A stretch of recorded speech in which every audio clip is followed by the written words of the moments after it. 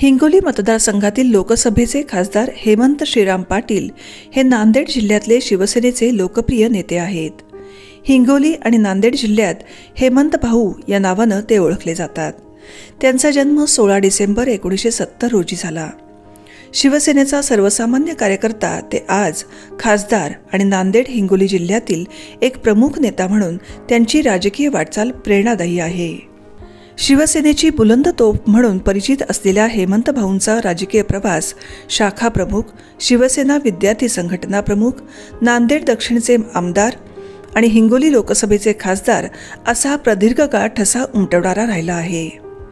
सन 1986 मध्ये त्यांनी शिवसैनिक म्हणून पक्षात प्रवेश केला आणि मिळेल त्या कामाला सुरुवात केली। सर्वसामान्यांच्या हाकेला धावून जात त्यांचे प्रश्न सोडवले, त्यामुळेच तळागाळातील सर्वसामान्य कार्यकर्त्यांशी वाढलेला त्यांचा जनसंपर्क आजही कायम आहे। सन 2019च्या लोकसभा निवडणुकीत त्यांनी काँग्रेसचे दिवंगत तथा माजी खासदार राजीव सातव यांचा हिंगोलीत पराभव केला। तेव्हापासून ते राज्याच्या राजकारणात चर्चेत आले। सध्या ते शिवसेनेच्या एकनाथ शिंदे गटात कार्यरत आहेत। आपल्या राजकीय ताकदीचा आणि संघटनेचा फायदा सर्वसामान्य नागरिकांना झाला पाहिजे यासाठी हेमंत पाटील सदैव दक्ष असतात।